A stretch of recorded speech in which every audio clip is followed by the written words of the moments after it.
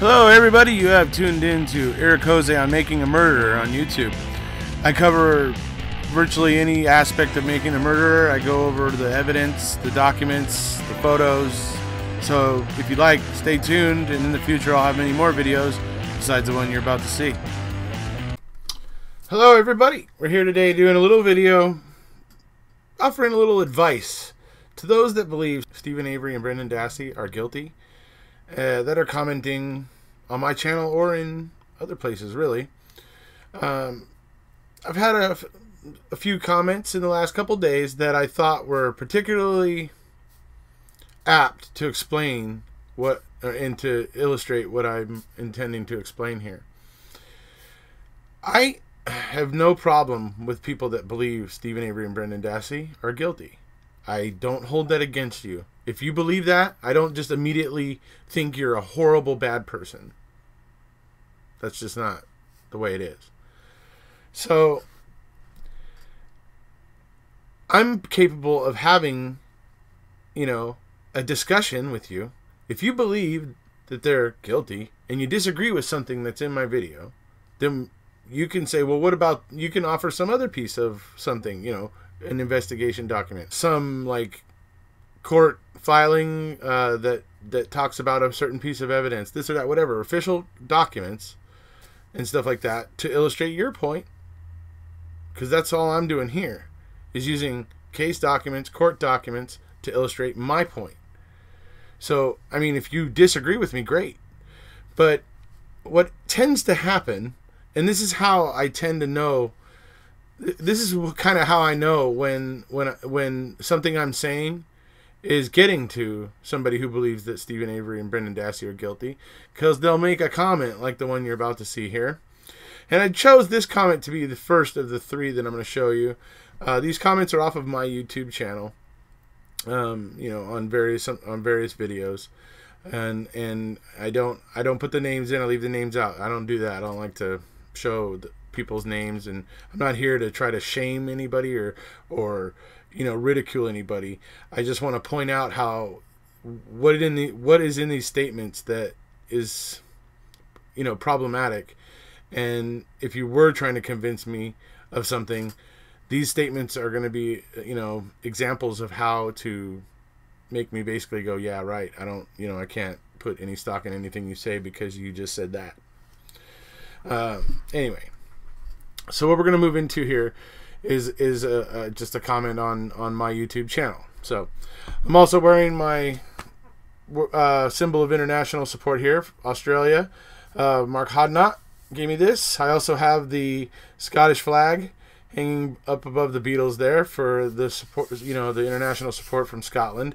And I am still working on getting the international symbol for the Dutch international support symbol. I'm still getting that made up poster. It's basically a poster. It's a piece of art that was sent to me by Georgina Stuhlenbos. And so I'm still getting that made up, and I'm going to pretty soon have that up. So, there's lots of people paying attention to this case, all over the world. These, Brendan and Stephen have supporters that feel very strongly about this, where there's just all this like wackadoodle stuff going on. And so they obviously, pay attention and learn more and all that sort of stuff.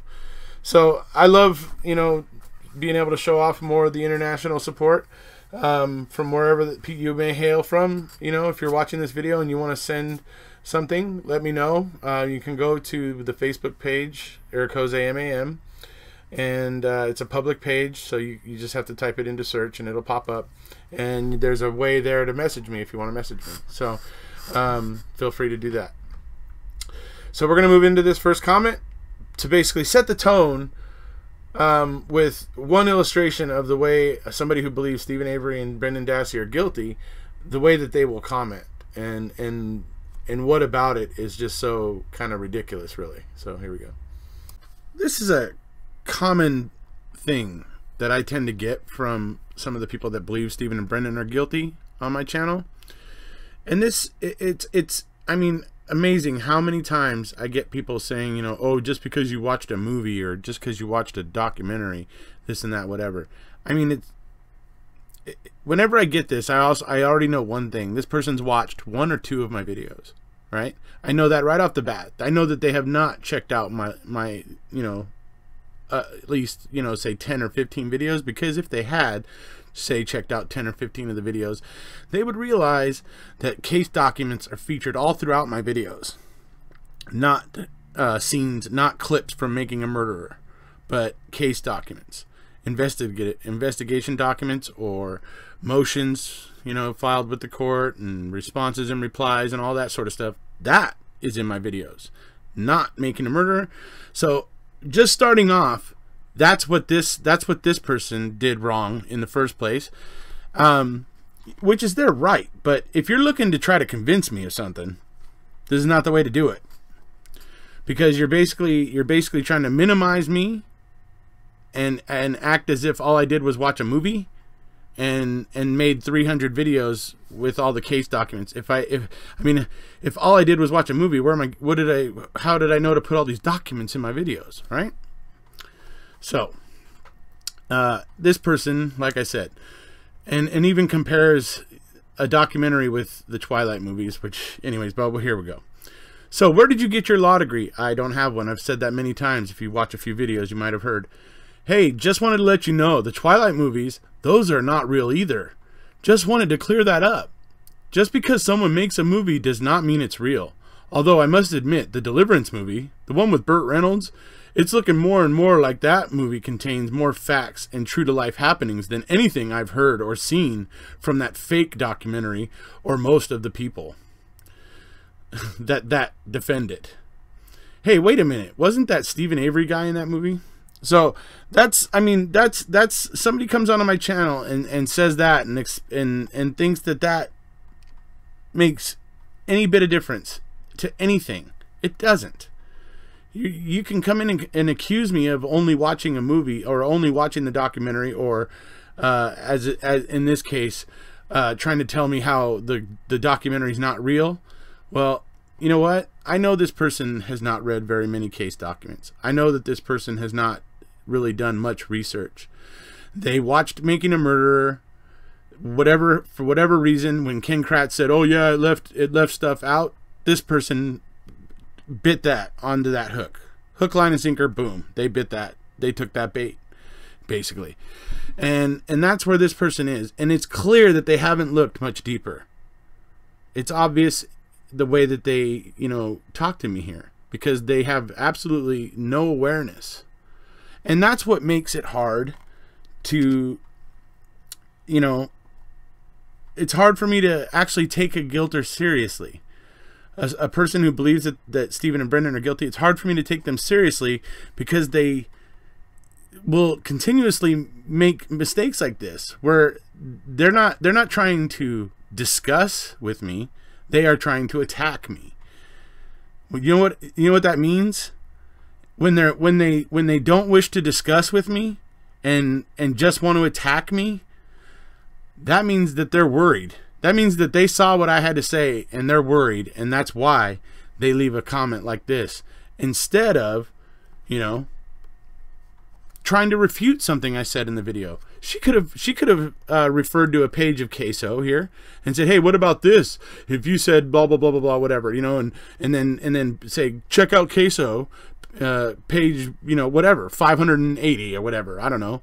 But the point is, she could do that if she had done any research and had a deeper understanding of the case. She could have argued with me in a way where she was referring me to go look at a document. Obviously, she can't put it up on the screen like I do for everybody, but she could put a page number and I could go find it, but that's not what's happening here. So this is kind of the interesting thing that kind of sets the tone for this video. So there's that's a pretty common example. I mean, I get comments similar to that one all the time. The comparing a documentary to the Twilight movies was an interesting twist, though, in that one. I will say that was a bit of an interesting twist. So anyways, but yeah, so that's very common, of the comments that I get and stuff from people that believe Stephen and Brendan are guilty. Not much substance, mostly just attempting to condescend or insult me or various other, tactics. And yeah, that's, it doesn't really bother me. They can act like that all they want. If you can't argue the case, if you can't, on the same level that I'm presenting it, then, I'm not really, your attack on me doesn't really mean much. You got to have more substance, really. So now we'll move on to a story about that. Also, I mean, just to illustrate the way that the people that think Stephen and Brendan are guilty, the way that they talk and things that they say. When Zellner filed her 1,000-page motion, over 1,000-page motion for post-conviction relief, in there was the talk about the damaged front driver's side blinker on the RAV4, the fact that Tom Fassbender had asked Ryan Hillegas what happened there or whatever, and did it, when did that happen or whatever, and Ryan ended up telling Tom Fassbender that Teresa had done it months ago. She had filed with the insurance or whatever, got a lump sum, but just chose not to fix it. And that's what Ryan said. Okay, well then Zellner provides the proof that Teresa's insurance company was never notified of this. So they have no clue. They have no claim on that. There's no claim paid out for that at all. There's nothing. They have no record of anything regarding that. And so when this all came out, I had one of the people that believes that Stephen and Brendan are guilty in my personal message box and trying to tell me that Zellner's crazy, because basically saying that the DOJ has proof that blinker was damaged before October 31st of 2005, and that Teresa had filed a claim with somebody else's insurance, somebody else like that she hit, or actually that hit her or whatever. She ended up, so this is the story, right? That she fought, that Teresa filed it with somebody else's insurance, and that insurance company paid, and that the DOJ has documents proving this, and that Zellner has seen them, right? And very convinced of like how correct they were, and wouldn't shut up, right? Then we get the new queso investigation recently. I guarantee you, if they had proof that blinker was damaged before October 31st over at the DOJ, they would not be bothering the victim's family, the victim's brother, to go digging through all of his old computers, looking, praying for some picture of a damaged blinker on her car, on the driver's blinker. I mean, if they had proof, they would not be asking that. So that's just another instance where, yes, the person that thought Stephen Avery and Brendan Dassey were guilty was making a very bold claim and making, but it's obviously not true. It's quite obviously at this point, because of the new queso investigation and what we see that they're asking of Mike Halbach, we know they got nothing when it comes to proving that blinker was damaged before October 31st. And so that's why that's just another instance of where it's hard for you to convince me when I'm putting up all the proof of why I feel the way I do. And then I start to talk to some, of the people that believe that Stephen and Brendan are guilty, and then I get BS stories like that, right? Now, I did wonder about it, because when this person said, oh, she could have filed it with somebody else's insurance, I was like, okay, you know what? That's actually possible. That's something that's within the realm of probabilities, right? So I'm like, okay. So I just kind of sat on that. I kept it at the back of my mind. But when the new queso came out and I saw that they had Mike Halbach digging through all of his old computers, and it's clearly more than 3 computers. I think it's probably, I think it's in the somewhere around 8 or 9 like different computers, laptops, because he actually said in the report that like he you know, changes computers quite a lot. I think it's so he can keep up with the latest technologies and stuff, because he's, you know, the videographer basically over at the Green Bay Packers and you know, organization. So, you know, but anyways, he's got a bunch of computers, you know, and to have him go digging through all those tells me the DOJ has nothing to prove that blinker was damaged before the October 31st. And the fact that they went looking for it tells me they're worried that they don't have that proof. So that's interesting stuff right there. So we're going to move in now to the next comment.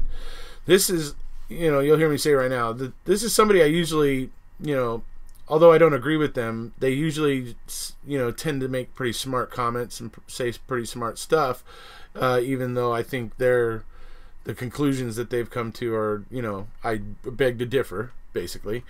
But today, this person made some comments that I'm just going to go ahead and make it obvious, because this person keeps making comments about Brendan not being limited in any way.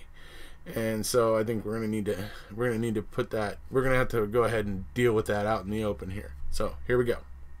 Now, before I start here, I want to say I actually kind of like this commenter. This commenter's been around on my channel for a while, and I actually think that this person who believes this person happens to believe Stephen and Brendan are guilty, but this person has produced some very interesting conversation and some interesting statements in the time that they've been commenting on my channel. So I just want to start out by saying I generally do like this person, generally speaking. But the 2 comments we're going to see from this person today, you know, well, you're going to see me pick it apart. So here we go. The thing is, Brendan Dassey is not mentally limited. That's a lie.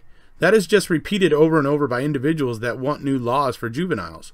If he was limited, his limitations would be able to be specifically stated. Laura Nyrider failed miserably when she tried to state his limitations as 6 spelling mistakes, even though she argued he was a good reader. The control question basically is when Fassbender told Brendan that Teresa H. had a tattoo when she didn't. Brendan never described Teresa's tattoo, something he'd have to do to really be lying to make Fassbender happy. So, because he didn't actually start lying about the tattoo, even though when Fassbender says, "Do you disagree with me?" and Brendan says, he immediately acts scared, like, you know, like he's being, you know, like they're about to tell him to be honest again, like they've been doing, because they've been mentally conditioning him the whole time. And that doesn't strike you as odd? That when he says, "Do you disagree with me?" Brendan like goes, "No." Like he was afraid to be in disagreement with him? You got to think about that. I don't care if Brendan started describing a non-existent tattoo. I care about the fact that the English language is the English language, and Brendan agreed with a fake fact. Moving on. The one word "what" in "but I don't know what it was" isn't powerful enough vocabulary to say Brendan was making things up and go along with Fassbender. I'm not trying to say that Brendan was making things up. That's something that's stuck in your head, dude. Anyway, the point is that why it clearly he says "what." Why does it say "where" in the transcripts? I'm just wondering why that anomaly exists. I'm just pointing out that anomaly exists. I'm not trying to say that it means Brendan was trying to lie to Fassbender, but you know, I get what you're saying. I catch your drift, but I think you're missing a few things here. And I'm going to show you clear proof that Brendan did have some kind of limitations. Whether you'll accept it or not, I don't know. But anyway, I've explained this already, but it throws the whole conspiracy theory under the bus. It's not mind-boggling at all. You have to look at the complete context of it. Well, yeah, I have looked at the complete context. If you look at the complete context of it, you'll see that this is a boy who was scared, and he was afraid to be in disagreement with the investigators because of the way that they had been treating him the whole time, which is a form of mental conditioning, which Brendan was particularly susceptible to, and you'll see that here. Okay, so this is from a document, a psych evaluation that was done on Brendan leading into trial, leading up or before trial. And this is basically some of the things from it. This here is basically going to be kind of explaining and setting up what the factors are involved in determining Brendan's level of suggestibility and that sort of thing. A number of psychological factors need to be considered when evaluating whether a defendant presented with an increased risk to give a false confession or to succumb to police influence. For example, research shows that intelligence is related to acquiescence and suggestibility. In addition, other cognitive variables such as impaired memory are also correlated with suggestibility. Research further shows that various personality factors are associated with suggestibility, and they include passivity, anxiety, avoidance, and social withdrawal. Sleep deprivation is also correlated with suggestibility, and research has also shown that lack of prior criminal convictions is correlated with increased suggestibility. Finally, it is more important to point out that the research has shown that adolescents, and especially children, are significantly more suggestible than our adults. Right, exactly. Right off the bat, being juvenile makes you more susceptible to being coerced or to being suggestible. Just being juvenile, without any particular, limitation beyond that. Just being juvenile puts you at risk. But okay, so now we'll move into the next one. In particular, 3 scales from the 16 PF are most related to suggestibility. They are the global factor of independence and 2 primary scales. One primary scale is factor E, which measures deferential versus dominant personality characteristics. And then factor H, which measures shyness versus social boldness characteristics. On the global factor of independence, Brendan did not obtain a score on the end of the continuum that is associated with independence, but instead had a score on the opposite end of the continuum, which is associated with accommodation. Brendan's scores on the factor E and factor H were also consistent with individuals who are suggestible. That is, on factor E, Brendan's score was similar to individuals who are deferential, submissive, and humble instead of dominant, assertive, or competitive. Similar findings were obtained on the factor H scale, in which Brendan was similar to individuals who are shy and socially timid instead of socially bold, or venturesome, or attention-seeking. That is, individuals who have this type of overall profile on the 16 PF tend to be humble and unassertive. They are often described by others at times as being submissive. They usually are not comfortable in situations that require a great deal of force or drive. They usually do not speak up when their needs need to be known, and for that reason their points of view are often ignored. Individuals with this type of 16 PF profile usually are cautious individuals who shy away from the spotlight and find it difficult to handle confrontational social situations. On this scale, the examinee is presented with a story about a crime. They are told that their memory is being assessed.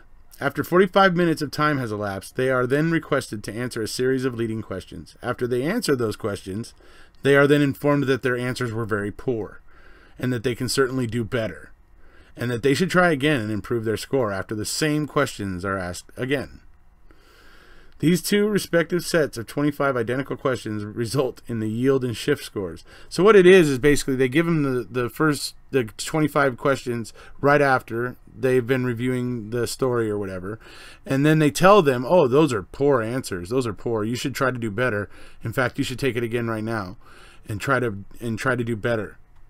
And then they take the test again after being told that their first test they answered poorly. And so the amount of change between the 2 is how they calculate this yield and shift. Kind of interesting to me. So anyway, in Brendan Dassey's case, his scores were significantly elevated for both the yield and shift scores, again showing that he is significantly suggestible when presented with a situation that is comparable to a police interview regarding a crime scene. In summary, the present interview results, test results, and review of the collateral data show that Brendan is somewhat intellectually limited, passive, anxious, avoidant, and reserved.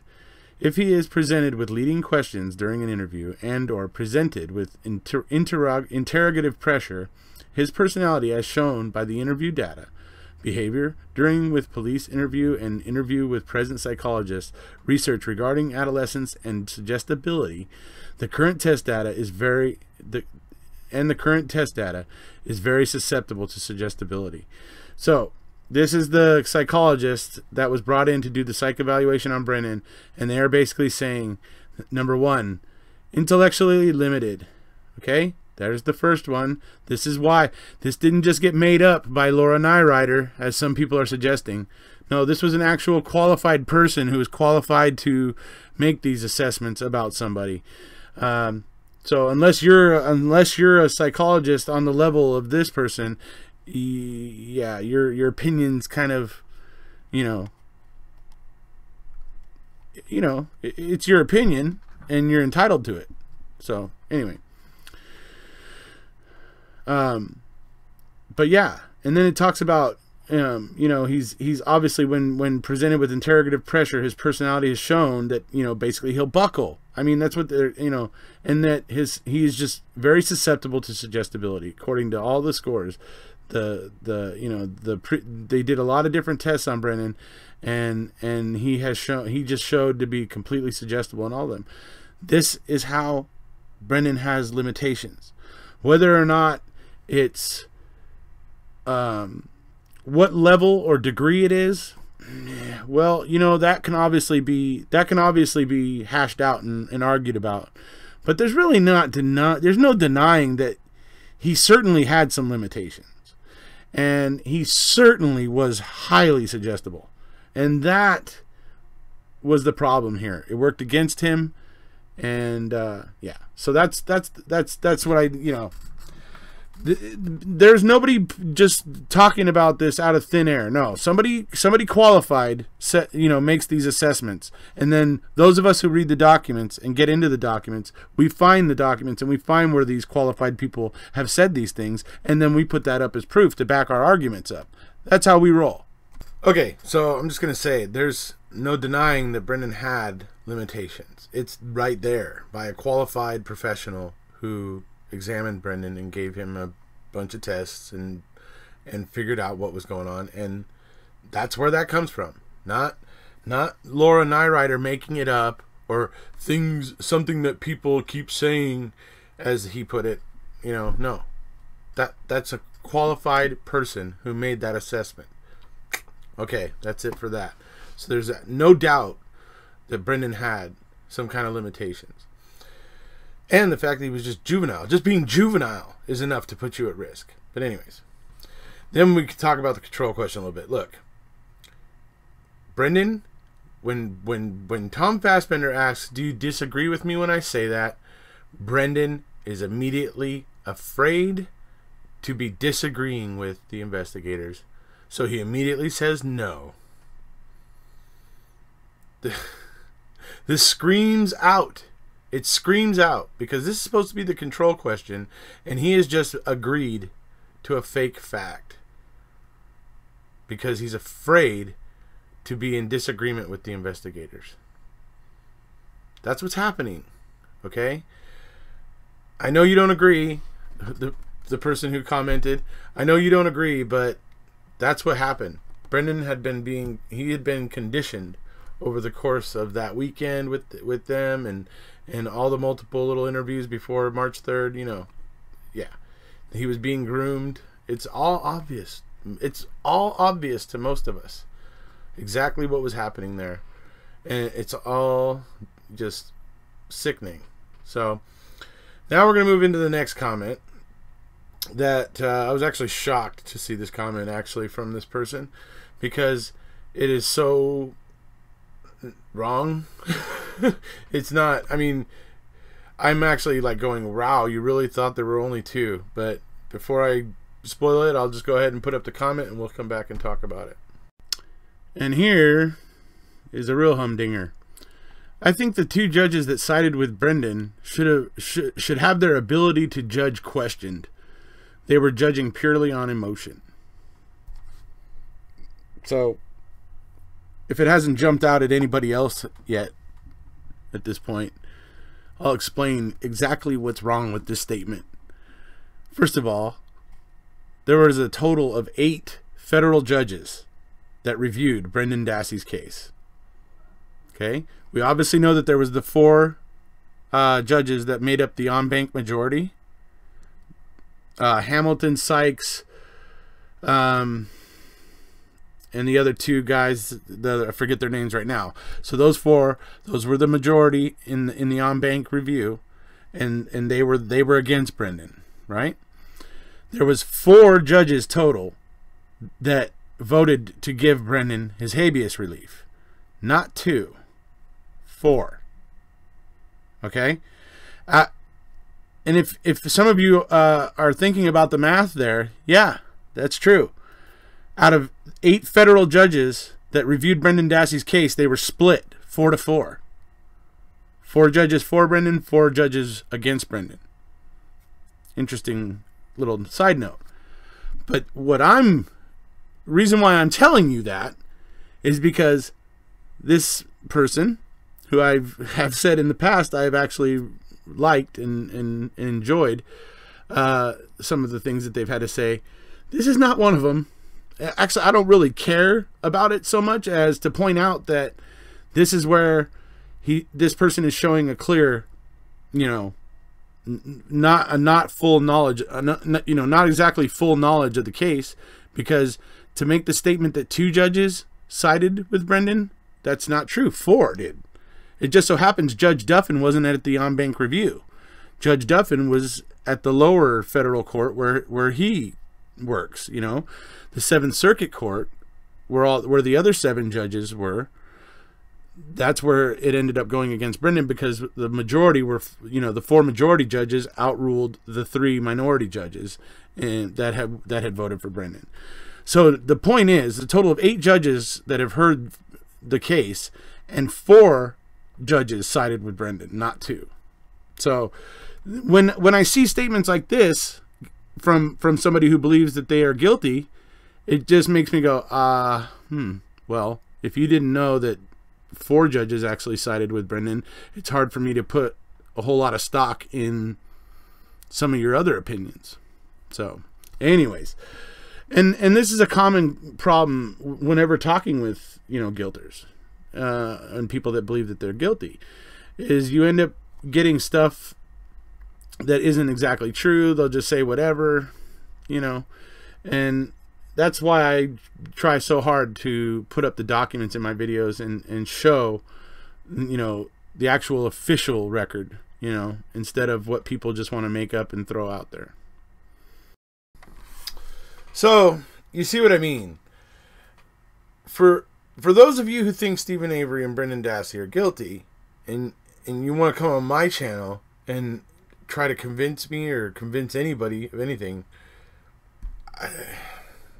I mean, come prepared, to make your point, or come back when you have prepared to make your point or something. I mean, it's just advice. You don't have to. You can keep sniping away at me. It's fine, but I'm just pointing out how it kind of just proves to me even further that the people who believe Steven and Brendan are guilty have no substance to their argument. So, I don't know. That's the main theme here. Now, I'm not saying that everybody, all people that believe Steven Avery and Brendan Dassey are guilty, have weak or, arguments or whatever. Some of them have some, ideas and things that are very interesting. But they can actually converse with you and have a discussion with you and talk about evidence and things like that without it becoming personal. See, once things are becoming personal, somebody has gotten, agitated. And the reason, you always have to find out what the reason for that agitation is to know what's going on, really. So, like I said with the first commenter, I think I must have struck a nerve in that video, something they didn't like. And so they, instead of arguing the point with me, they just came out and, belittled me and MAM, comparing it to Twilight and all that stuff. So anyways, and then like I said with the whole blinker thing, like I said, I had a person who believes Steven Avery and Brendan Dassey are guilty telling me all about how the DOJ had the proof that Teresa filed an insurance claim, and blah blah blah blah blah blah blah. No, absolutely, that's absolutely not true. If it existed, they would not be bothering the victim's brother. they would not. So I mean, it's just like these things, they pile up where it's like, okay, nope, nope, nope, wrong again, wrong again, wrong again. So anyways, my advice is offer something to back yourself up. Offer some, the documents. You can always put a page link. If you're commenting, you can say CASO investigation report page blah blah blah, or Stephen Avery trial transcripts day whatever page whatever. These are things that can be done, and you can actually make a more more substance filled argument, where then it actually becomes a real discussion. So I don't know, just my little bit of advice. If you haven't already, please hit subscribe, and we'll see you.